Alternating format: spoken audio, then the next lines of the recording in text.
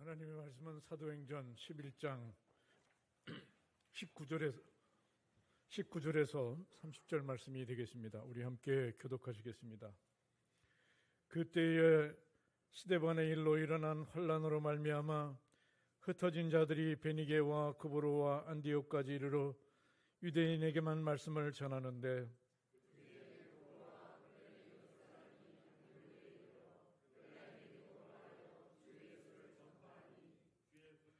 주의 손이 그들과 함께 하심에 수많은 사람들이 믿고 주께 돌아오더라.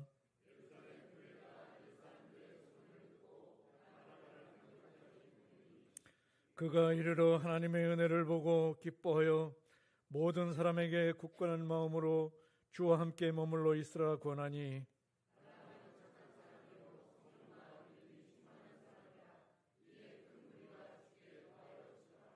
바나바가 사울을 찾으러 다소에 가서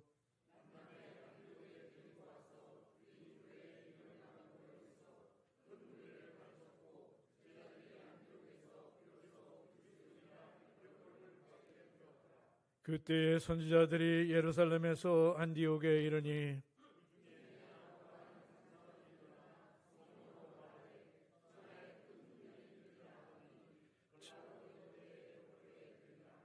제자들이 각각 그 힘대로 유대에 사는 형제들에게 부조를 보내기로 작정하고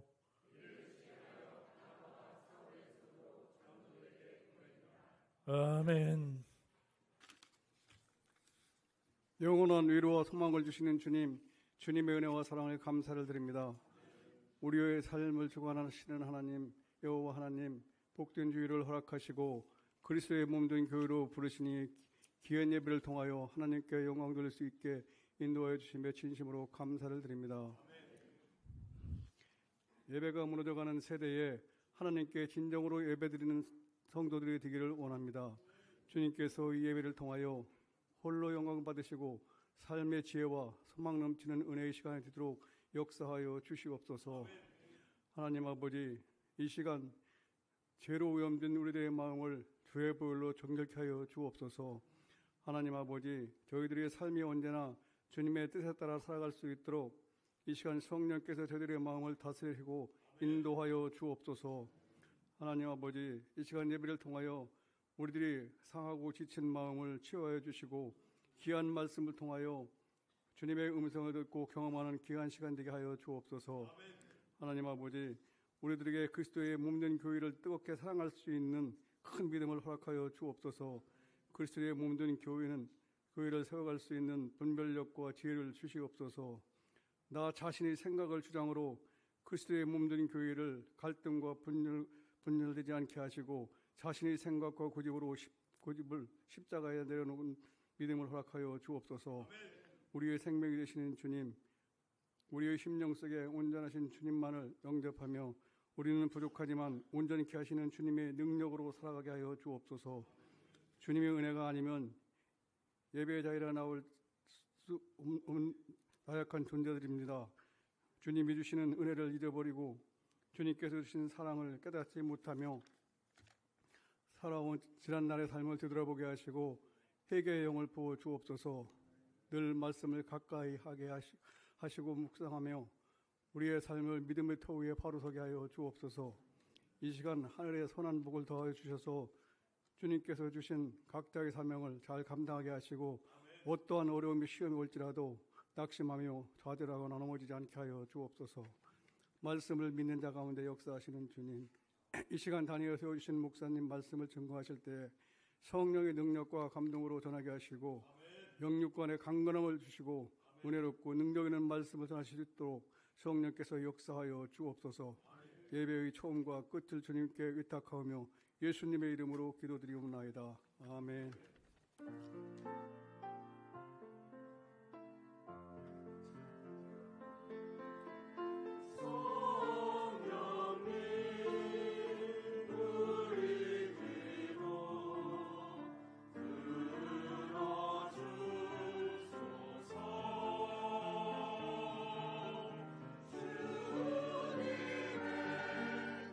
사랑으로 나 인도하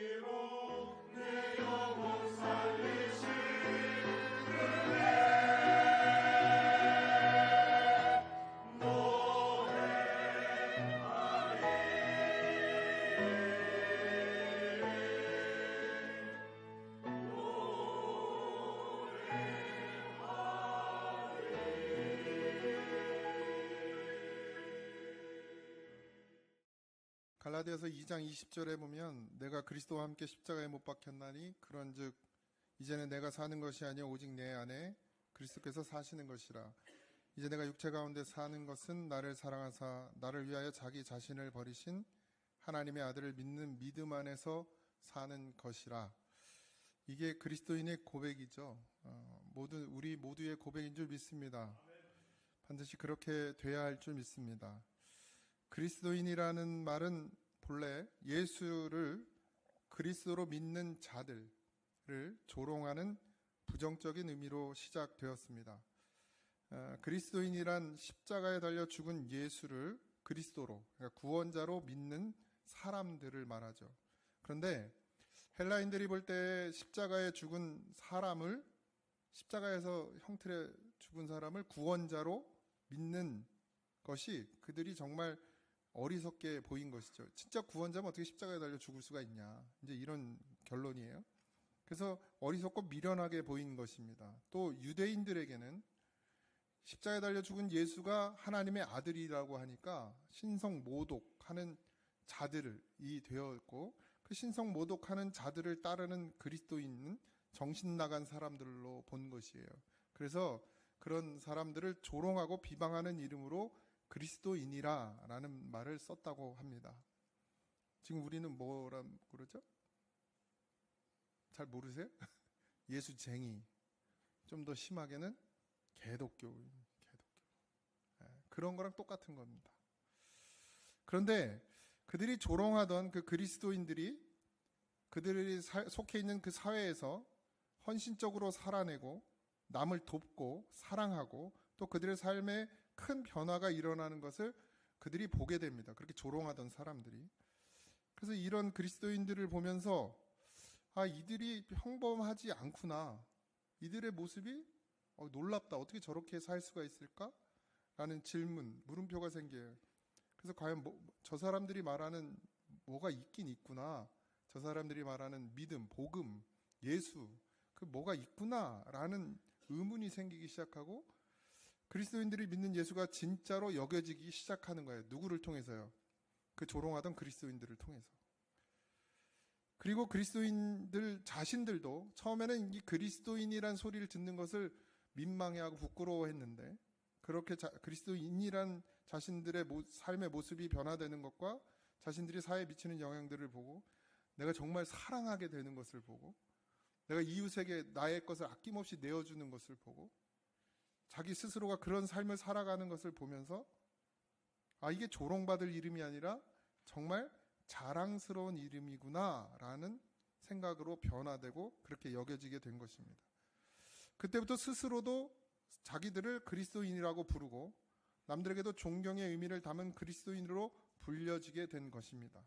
특별히 오늘 우리가 읽은 본문의 수리아 안디옥 교회 성도들의 삶의 변화와 헌신이 그리스도인이라는 이름이 존경과 자랑스러움의 호칭으로 변화되게 했다라는 사실입니다. 성경은 하나님의 이불을 회방하는 교묘한 사탄의 계략에도 불구하고 또 인간의 악한 의도에도 불구하고 하나님의 나라, 곧 교회가 어떻게 세워져 가는가를 우리에게 보여주고 있습니다. 그래서 우리는 이 성경 전체를 통해서 인간의 역사와 다르게 하나님의 역사를 보게 됩니다. 우리가 성경을 통해서 깨닫는 것은 하나님의 관심은 오로지 점점 세속화되고 타락하고 부패한 세대로부터 어떻게 사람을 구원해 낼 것인가에 초점이 맞춰져 있습니다.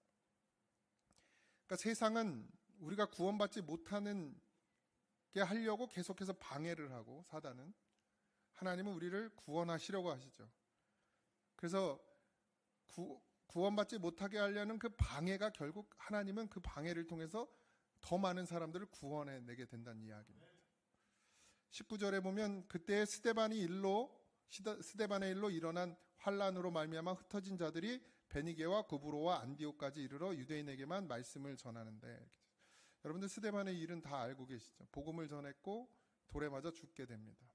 그 일이 일어나면서 군중 심리에서 지금 우리나라도 그런 게 많죠.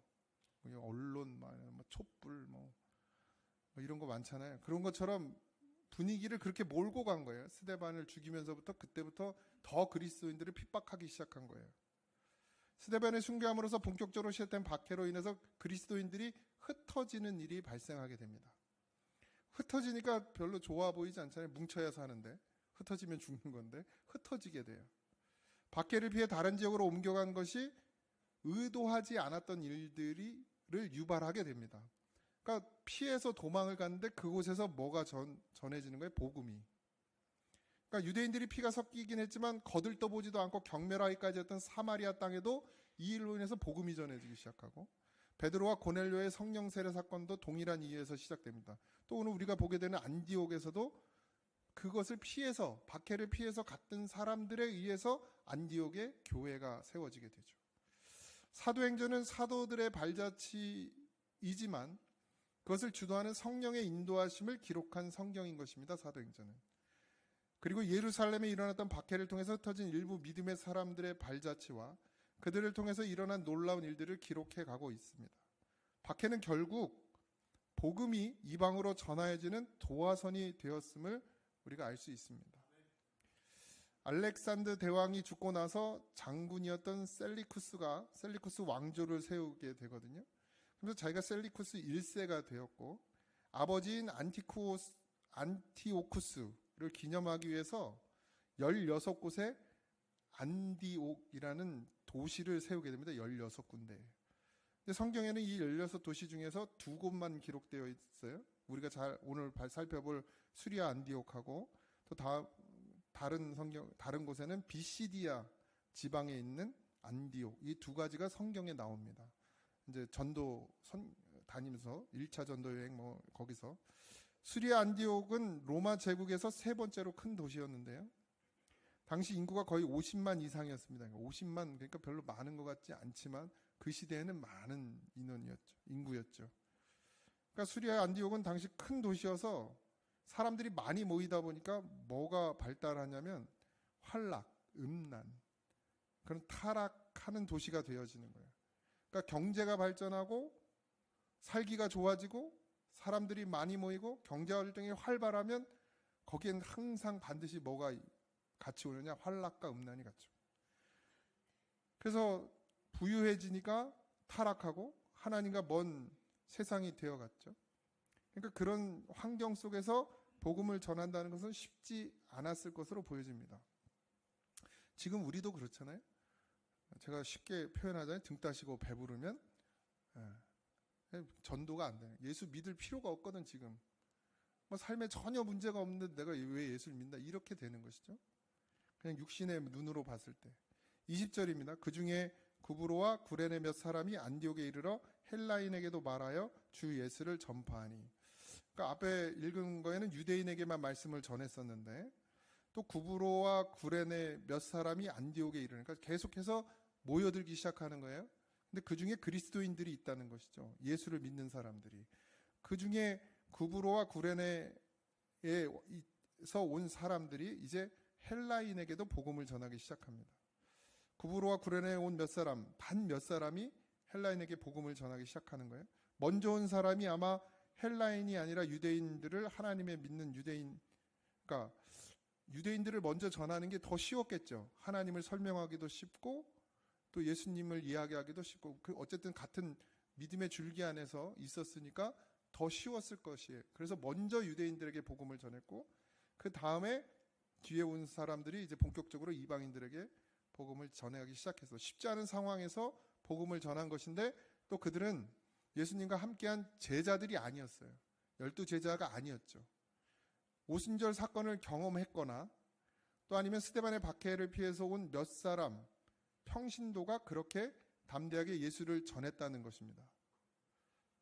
사실 복음은 사도들에 의해서 전해졌다기보다는, 물론 시작은 그렇지만 다 기록되어 있지 않지만 사도들이 전한 복음을 듣고 예수를 만난 수많은 평신도들에 의해서 복음이 전해지고 또 전해지고, 그래서 복음이 전파되어졌다는 것을 우리는 알 수 있습니다. 뭐 그렇게 큰 훈련을 받지도 않았습니다. 뭐 전도 훈련을 받은 것도 아니고 뭐 특별히 뭐 제자 훈련을 받은 것도 아니었어요. 지금 그 시대에는 그냥 복음을 듣고 예수를 믿었어요. 그러다가 상황에 앉아서 흩어진 사람들이란 말이죠. 사도들에게 또 누군가의 복음을 듣고 예수 그리스도를 받아들인 지금 우리와 같은 믿음의 사람들이었던 것입니다. 그런데 그 믿음이 놀랍게도 내 안에서 그리스도의 열정이 되고 불이 되었죠. 그래서 전하지 않으면 살 수 없는 사람들이 되었어요. 그래서 그렇게 척박한 땅에서 복음을 전하는 사람으로 살기를 시작한 것입니다. 믿음이 우리 안에 오면 가만히 있을 수가 없습니다. 예수님의 열정이 우리 안에 들어오면 뜨거워서 견딜 수가 없어요. 가만히 있을 수가 없습니다. 구원받으니 구원하고 싶어지는 거예요. 내가 구원의 그 은혜를 깊이 아니까 이걸 다 알리고 싶은 거예요. 예수가 우리를 살리기 위해 죽으신 그 열정이 우리 안에 들어와서 우리를 끌어오르게 하죠. 가만히 있지 못하게 합니다. 그래서 예수를 제대로 만나면 어떻게 해요? 계속 복음을 전하죠. 우리 안에 사랑이 넘치면 가만히 있을 수가 없습니다. 여러분도 해보셨잖아요? 사랑하면 가만히 있지 못하죠. 안 해본 사람처럼 그렇게 앉아있지 마시고. 제가 아내를 소개로 처음 만났어요. 이제 만나서 한 4시간을 얘기를 했는데 혼자 말을 안 하더라고요. 처음 만난 사람하고 말을 잘 못한대. 그래서 내가 혼자 4시간을 떠들었어요. 그리고 이제 헤어졌어요. 첫 만남을 갖고. 그러고서 이제 그냥 문자를 주고받았죠. 뭐 문자 카톡을 주고받고 뭐 전화 통화를 하고 이랬는데 보러 올 생각은 안 하더라고요. 저는 이제 장사를 하고 있었고. 조금 시간이 흘렀는데 제가 원래 두통을 지병으로 갖고 있는데 두통이 한번 오면 아무것도 못합니다. 막 머리가 막 깨질 것 같고 막 토할 것 같고 막 그래서 가만히 이렇게 어두운 데서 누워 있지 않으면 계속 아파요. 그런 두통이 있어서 한번 또 그 두통이 온 거예요. 그래서 가게 문을 닫았습니다. 그러니까 뭐 이제 매일 연락을 하다 보니까 이제 내가 아파서 지금 가게 문을 닫고 있다고 그렇게 이제 연락을 했죠. 그러고서 제가 그 4시간 동안 떠든 것 중에 한 가지를 기억해 냈나 봐요. 제가 좋아한다고 한 번 말한 것. 저는 잊어버렸는데 기억하고 빙수를 사가지고 여러 가지 약들 그냥 한 보따리를 싸왔어요.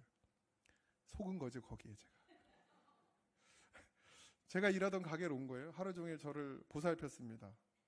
부탁을 한 것도 아닌데 스스로 와요. 물론 지금은 안 그래요. 아프다고 해도 쳐다도 안 봅니다. 심지어 제가 먹어야 될 것까지 남들 다 나눠줘요. 저보다 성도님들을 더 사랑하는 것 같아요. 맛있는 걸 먹고 또 좋은 것을 보고 아름다운 것을 보게 되면 당연히 사랑하는 사람이 생각납니다.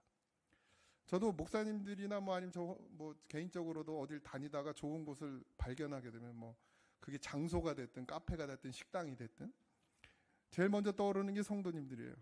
저도 아내가 먼저 떠오르지 않습니다. 성도들과 함께 오면 좋겠다 뭐 이런 생각해요. 다음에 날 잡아서 우리 권사님들 모시고 여기 와서 같이 하면 좋겠다 이런 생각들을 합니다. 뭐 이런 말들이 그냥 저절로 나와요. 저만 그런 게 아니고 거기 계신 목사님들 사모님들 다 그래요. 우리 성도님들하고 와서 우리 아버지 모시고 왔으면 이런 사람 하나도 없어. 그러니까 자식들 켜봐야 소용없어요. 그죠? 성도님들하고 같이 왔으면 좋겠다고 다들 그렇게 얘기해요. 근데 여러분들 어디 좋은 데 가면 제 생각해요? 네? 우리 목사님 모시고 와서 여기 같이 왔으면 좋겠다. 이렇게 생각하는 분 계세요? 나 혼자 짝사랑하는 거죠. 뭐. 있을 줄 믿습니다. 근데 인간과 관계도 그런데 우리 예수님이 정말 내게 그 정도밖에 안 되나요? 우리는 그냥 생각 안 나고 왜 우리는 입을 닫고 있을까요? 말은 주님을 사랑한다고 하고 그분과 함께하길 원한다고 하고 그분을 위해 나의 전부를 드리겠다고 말하지만 우리는 예수를 덜 사랑합니다. 그분보다 나를 더 사랑하죠. 가족을 더 사랑하고요. 내 일을 더 사랑합니다. 그럼 여러분들에게 과연 예수님은 몇 번째인가요? 몇 번째쯤 되세요? 복음보다 우리는 상대적으로 다른 것들을 너무 사랑하고 있는 것입니다. 돈 버는 것 중요하죠. 좋은 집에 사는 것도 좋습니다. 저도 좋은 집 살고 싶어요. 많은 것을 누리며 사는 것이 좋겠죠. 저도 뭐 제가 하고 싶은 거 여유 있게 마음대로 할 수 있으면 좋겠어요. 그러나 그것보다 더 중요한 것은 우리가 복음으로 살아내고 있냐는 사실입니다. 우리의 자녀들이 우리의 삶을 보고 복음을 믿을 수 있겠습니까? 여러분들 그렇게 살고 있어요? 자녀가 나를 봤을 때 나를 보면서 복음을 믿을 수 있다. 초대교회는 믿음으로 살아내는 그리스도인들을 보면서 사람들이 교회에 들어오기 시작했거든요. 어떻게 다음 세대에게 복음을 전해질 것이라고 생각하십니까? 우리가 복음으로 살아내지 않고 복음을 말하지 않기 때문에, 복음에 대한 열정이 식었기 때문에, 복음보다 더 중요한 것이 마치 세상 것들인 양 살기 때문에 우리의 자녀들이, 다음 세대들이 교회를, 주님을 떠나는 것입니다. 여러분, 당시에는 복음을 전하는 것이 지금보다 훨씬 어려웠습니다. 정말 타락해도 그렇게 타락할 수가 없고 음란해도 그렇게 음란할 수가 없어요.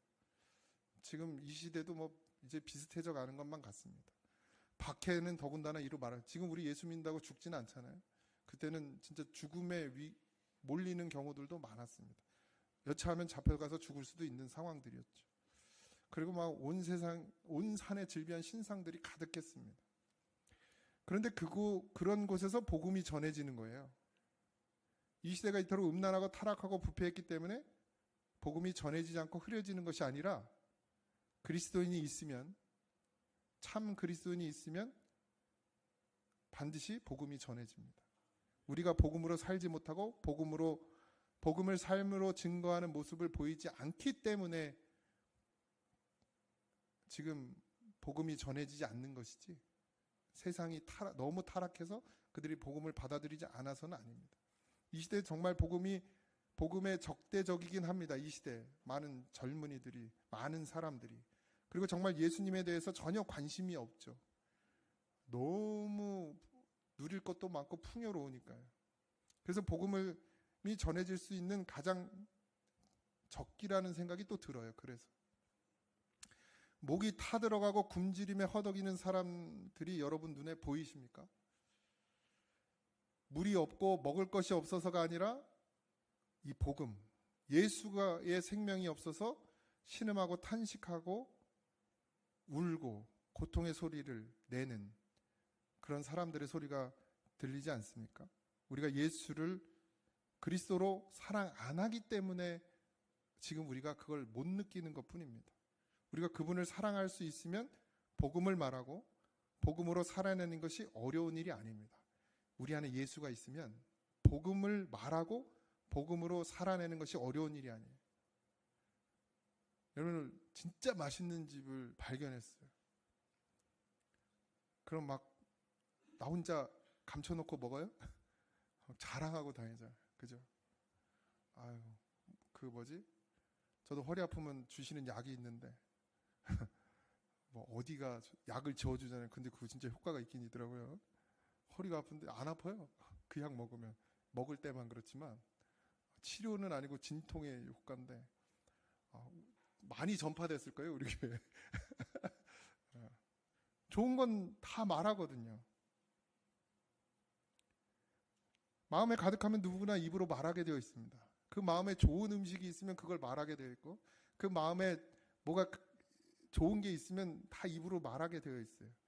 우리의 중심에 예수가 있다면 우리의 삶 가운데서 예수가 나타날 것입니다. 그죠? 우리가 육신으로 태어나면 육신의 삶을 살죠. 우리가 영으로 거듭나면 우리는 어떤 삶을 살아요? 영의 삶을 살게 되어 있습니다. 이건 그냥 자연스러운 것입니다. 우리가 육신으로 태어났기 때문에 육신의 삶을 살아요. 그러니까 우리가 영으로 거듭나면 영의 삶을 살게 되어 있습니다. 영의 삶을 사는 것이 복음이고 우리의 삶을 통해 복음이 전해지는 것인데, 이것이 이루어지지 않는다는 것은 아직 우리가 거듭났느냐에 대한 질문부터 또 해야 될 수도 있습니다. 마음에 가득하면 반드시 나옵니다. 우리의 중심에 예수가 있다면 우리의 삶 가운데 예수가 나타날 것입니다. 사랑이 있으면 사랑의 삶을 통해서 드러나는 것입니다. 우리가 딴 생각을 해서 그렇지 내 안에 계신 주를 생각하면 생각할수록 더욱 깊은 사랑에 빠지게 되어 있습니다. 눈빛만 봐도 알 수 있어요. 그죠? 눈빛만 봐도. 누가 그러시더라고요. 제가 하진이를 바라보는 눈이 꿀이 떨어진대, 꿀이. 그럴 수밖에 없어요. 근데 잘 보세요. 제가 하진이한테만 그러나 난 우리 교회 아이들을 볼 때마다 내 눈에서 꿀이 떨어져. 받으면 한 통이 넘을 거야. 큰 통으로. 너무 사랑스럽죠. 너무 아까워 이 아이들. 이 생명으로 자라고 있는 아이들. 아이들뿐만 아니라 어른도 마찬가지예요. 귀합니다. 생명을 사모하고 생명을 쫓는 걸 보면 막 진짜 가슴이 뛰어요. 21절이에요. 주의 손이 그들과 함께 하심에 수많은 사람들이 믿고 주께 돌아오더라. 우리의 입으로 말한다고 그들이 듣는 것이 아닙니다. 그러나 하나님이 택한 사람들, 하나님이 예비하신 사람들, 그리고 우리가 그런 삶을 살아갈 때에 주의 손이 우리와 함께 한다는 거예요. 우리가 예수 그리스도의 믿음으로 살아갈 때 주의 손이 함께해서 어떻게 해요? 죽었던 한 영혼이 살아나는 기적이 일어난다는 얘기입니다. 수많은 사람들이 믿고 주께 돌아오는 일은 어디서부터요? 주의 손이 그들과 함께 하시는데 그 주의 손이 그들과 함께 하기 위해서 필요한 것은 뭐냐?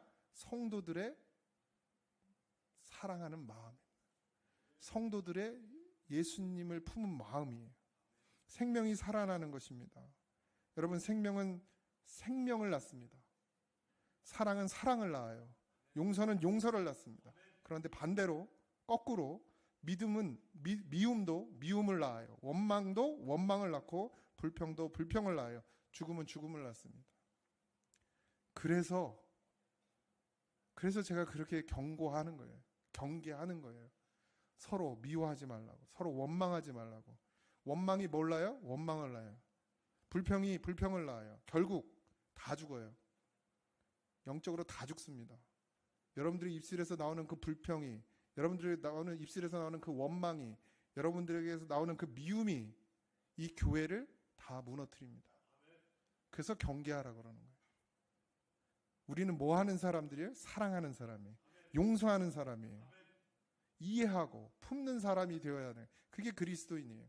우리 안에 품은 것들이 우리 안에 와 있는 것들이 무엇인지에 따라서 우리의 삶이 변화되고 주변이 변화됩니다. 그들이 복음을 품었기 때문에, 안디옥 교회 성도들이 복음을 품었기 때문에, 주님을 품었기 때문에, 그래서 그렇게 살았어요. 예수님으로 살았어요. 복음으로 살았어요. 그랬더니 복음이 전해져요. 수많은 사람들이 믿고 주께로 돌아오는 역사가 일어납니다. 부흥은 그렇게 되어지는 것입니다. 죽은 자가 살아나는 것이 부흥이에요. 교회 인원이 늘어나는 게 부흥이 아니라 죽었던 자가 살아나서 돌아오는 것이 부흥입니다. 구원이란 아주 단순해요. 구원이란 주께 돌아오는 겁니다. 집을 나간 자가 돌아오는 것이 구원이죠. 내 욕심을 얘기하면서 하나님 자꾸 끌어들이지 마십시오. 교회 안에서. 교회는 뭡니까? 교회가 무엇을 하는 것입니까? 교회는 오직 한 가지 일을 하기 위해 모인 것인데 생명을 살리는 것입니다. 교회가 주일날 모여서 한두 시간 예배드리고 잠깐 마음의 위로를 받는 것입니까? 그렇지 않습니다. 우리의 삶을 통해 드려진 예배를, 살아낸 복음을, 한 주간 그렇게 살아온 것을 하나님 앞에 보고하는 거예요. 그렇게 살지 못했으면 그렇게 살지 못한 것을, 그렇게 살았으면 그렇게 사는 것을 우리가 말하지 않아도 하나님 이미 다 아시죠. 우리가 여기 들어오는 찬양을 통해, 기도를 통해, 그리고 영적 회복과 성령의 충만함을 통해 다시 돌아가서 그 복음을 또 살아내는 것, 그것이 우리에게 교회가 필요한 이유이고 교회의 존재 이유입니다. 우리가 또 교회가 거기에 집중하지 않기 때문에 교회가 커지고 조직화되고 잘 돌아가면 뭐해요? 그럼 뭐 하겠습니까? 구원이 전해지지 않고 생명이 전해지지 않으면 교회의 생명력이 한순간에 사라지고 존재 이유가 없어지는 거예요. 그래서 성령이 어떻게 해요? 역사할 수가 없죠. 하나님은 불을 그 교회에서 옮기시게 되는 것입니다. 여러분의 심령 가운데서 옮기시게 되는 거예요. 그러니 반드시 깨어 있으시기 바랍니다. 구원만 말하는 것이 너무 극단적인가요? 교회가 그렇진 않죠. 복잡한데. 아니요. 구원만 말하는 거예요.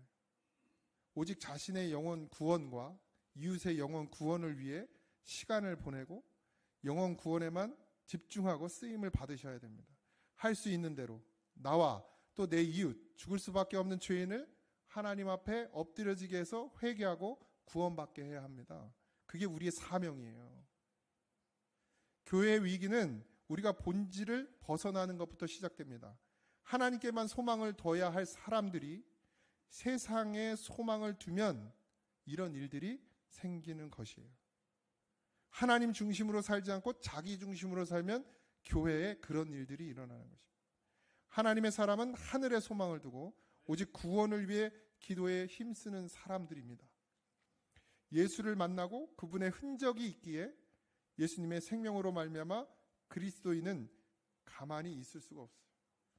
예루살렘의 믿음의 사람들이 복음의 삶을 사니 핍박을 받았고, 핍박을 받아서 흩어져서 또 다시 안디옥의 복음으로 오고 그 복음으로 살아내고 복음을 전하니까 그 복음이 점점 열방으로 나갔어요. 오늘 우리에게까지 왔습니다. 전에도 듣지 않는 자가 되지 마시기 바랍니다. 여러분들 경고의 말씀을 경고의 말씀으로 듣지 못하면 나중에 어떻게 되죠? 다 멸망당합니다. 복음이 나한테만 머물러서 내 육신의 삶에만 도움을 주는 것이라면, 여러분들이 그렇게 복음을 해석하신다면 그건 큰 죄악입니다. 나 하나 은혜 받고 복 받는 거로, 아니면 내 가정 구원받고 내 가정 복 받는 거로 족하게 사는 것처럼 예수님과 반대되는 삶은 없습니다. 예수님은 그리 살지 않으셨어요.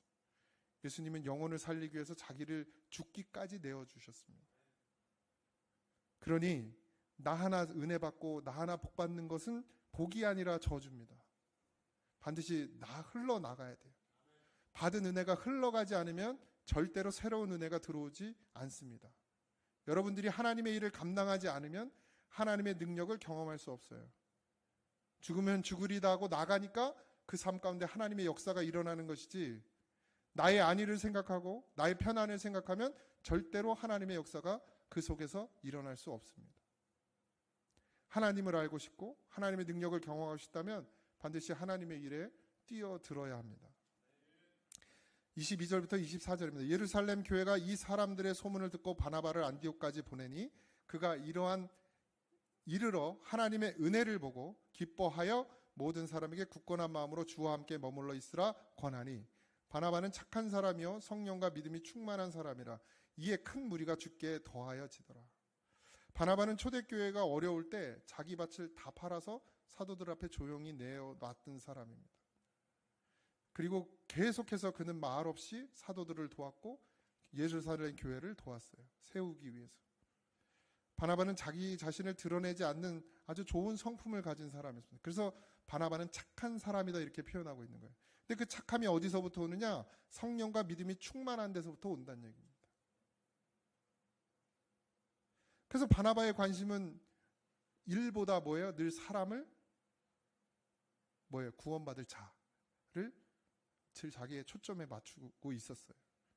그래서 그 바나바를 제자들이 택해서, 사도들이 택해서 안디옥으로 보냅니다. 바나바는 사도가 아니에요. 평신도입니다. 바나바가 안디옥에 가서 본 것은 무엇이죠? 안디옥 교회에서 하나님의 은혜를 봤어요. 무엇을 통해서 봤을까요? 무엇을 통해서? 여러분들 막 여기 들어오면 막 하나님의 은혜가 느껴지고 막 그런 걸로 봤을까요? 전 그거를 100% 믿지 않습니다. 어떤 분들 막 와가지고 여기 은혜가 막 충만하다고, 아무도 없는데 은혜가 충만하다고, 이 교회 기도가 많이 쌓인 것 같다고. 쌓이긴 많이 쌓였지. 근데 뭘 통해서 알았을까요? 바나바는 성도들을 통해서 한 겁니다. 하나님의 은혜 안에 거하는 성도들을 보니 하나님의 은혜가 보인 거예요. 그래서 그들에게 향해 굳건히 마음으로 믿음으로 서 있으라고 권면합니다. 그 믿음을 가지고, 지금 그 믿음을 가지고 계속해서 나아가라는 거예요. 바나바를 통해 안디옥 교회에 부흥이 일어납니다. 그 믿음으로 나아가니까 어떻게 해요? 하나님이 사람들을 보내주셔요. 살려야 될 사람들을 보내주시는 것이. 믿음으로 굳게 주님께 붙어 있으라는 말씀. 오늘 하나님께서 우리에게 주시는 말씀입니다. 여러분들 믿음으로 굳게 주님께 붙어 있으시기 바랍니다. 주신 은혜를 소멸하지 마세요. 계속해서 믿음으로 굳게 하나님께 붙어 있어요. 매일 주님을 만나야 합니다.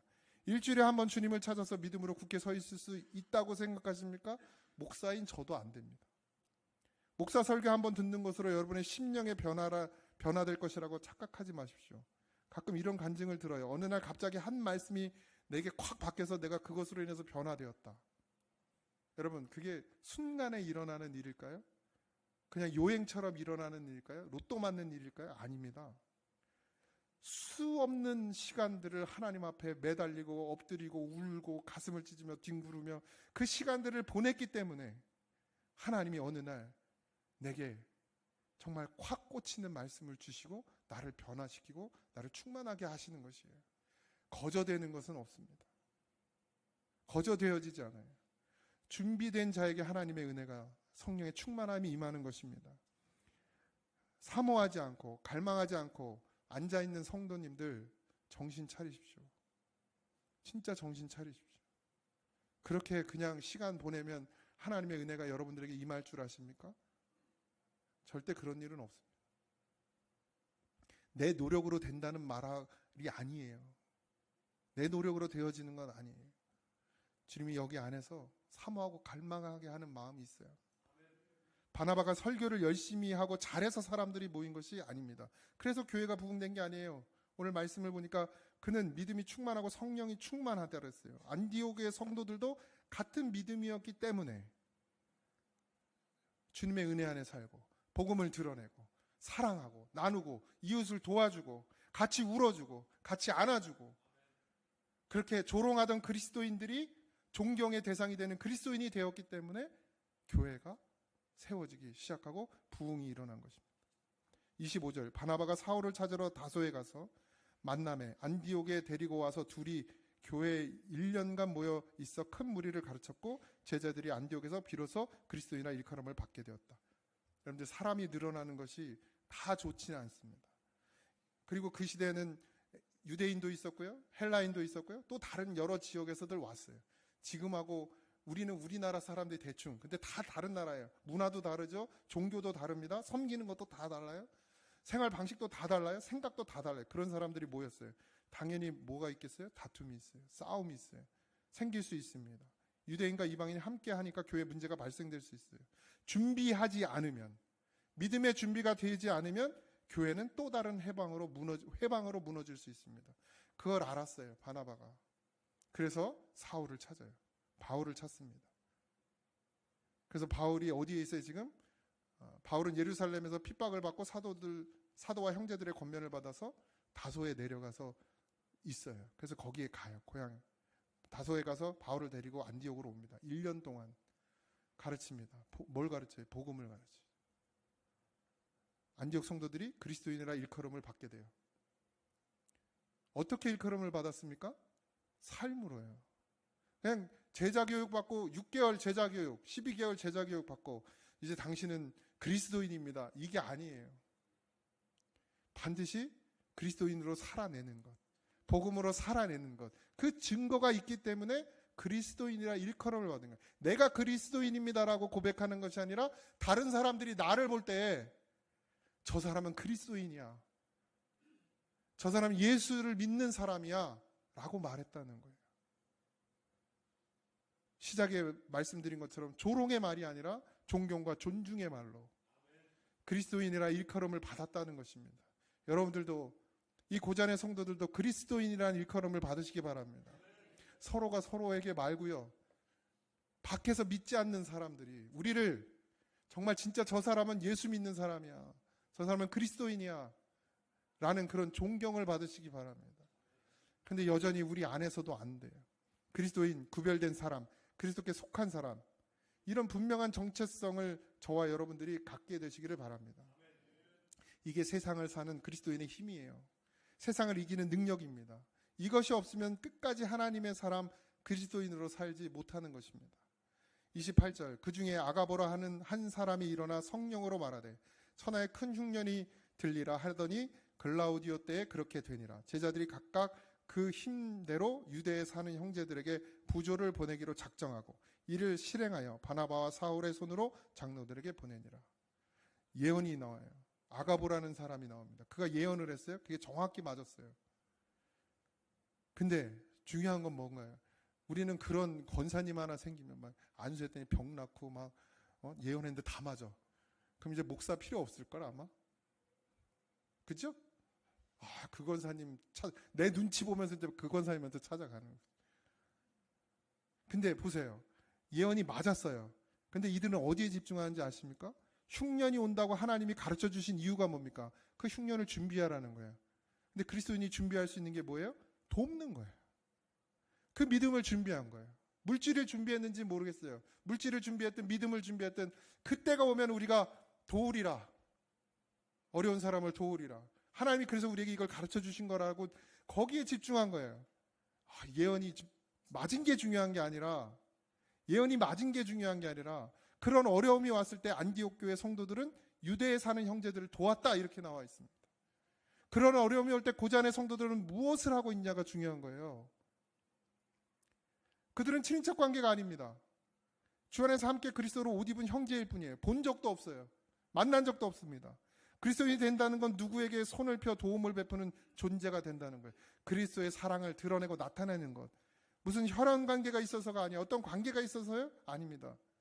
안디옥 교회 성도들하고 예루살렘 교회 성도들하고 무슨 관계가 있습니까? 도대체 친밀한 유대가 없어요. 그러나 같은 믿음 안에 서 있기 때문에 예수를 주라고 같은 믿음으로 고백하기 때문에 그렇게 조건 없이 까닭 없이 힘 닿는 데까지 도왔다 했습니다. 예배를 통해 하나님께 잘 보여서 내 배를 더 불리는 것은 하나님을 우상단지로 만드는 것입니다. 우리가 참된 그리스도인이 되는 것은 하나님을 사랑하고 내 이웃을 내 몸과 같이 사랑하는 것이에요. 사랑하세요. 사랑하십시오.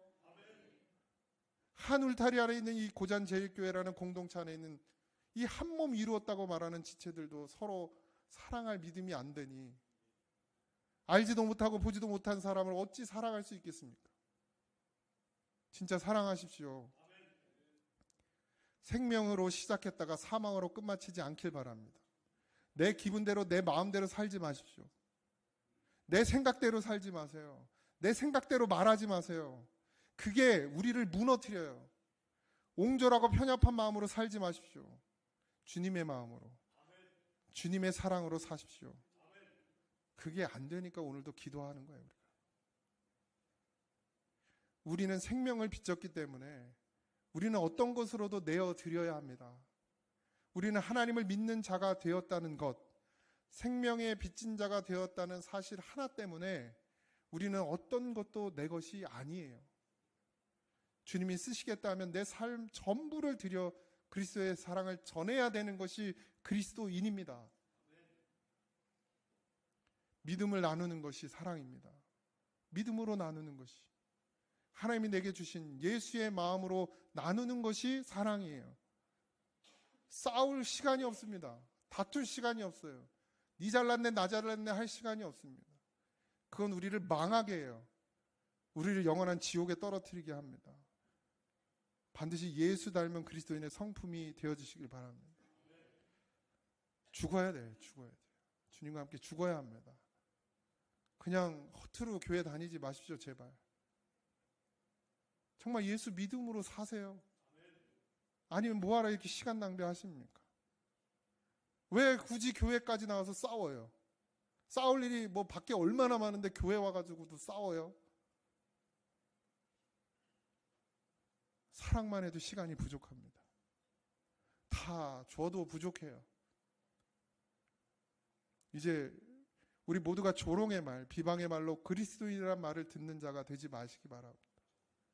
존경과 존중의 말로 그렇게 우리를 세상이 그리스도인이라 불려지기를 주님의 이름으로 축원드립니다. 하나님, 우리가 너무 작습니다. 너무 연약합니다. 하나님, 믿음으로 살아야 하고 예수를 위해 살아야 하고 복음을 위해 살아야 하지만 하나님, 우리의 마음이 여전히 세상에 있습니다. 주여 예수님 사랑에 푹 빠지게 해 주시옵소서. 난 정말 예수님 없이는 못 살겠다고, 예수님 말하지 않고는 살 수 없다고, 그런 고백이 저절로 나오는 그런 믿음이 되어지게 하여 주시옵소서. 그 어느 시간에 하나님, 우리 그렇게 살았었습니다. 우리가 예수님을 만났었습니다. 예수님이 우리 안에서 우리를 살리시는 그 은혜가 너무 커서 감당할 수 없을 만큼 기뻤던 적이 있습니다. 왜 잊어버렸습니까? 왜 놓쳤습니까? 하나님 다시 붙들게 하여 주옵소서. 다시금 하나님 앞에 엎드려 아버지 하나님 무슨 수를 써서라도 예수님을 내 안에 모시고 살아가는 충만한 믿음 안에 살아가는 아버지 하나님 우리가 되게 하여 주시옵소서. 이제는 우리 주 예수 그리스도의 은혜와 하나님 아버지의 크신 사랑하심과 성령님의 감화 감동 역사하심이 이제 그리스도인이다 성도로 불려질 수 있는 그런 믿음이 되기를 간절히 소망하는 사랑하는 성도들 위해 이제부터 영원토록 함께 하시기를 간절히 축원하옵나이다. 아멘.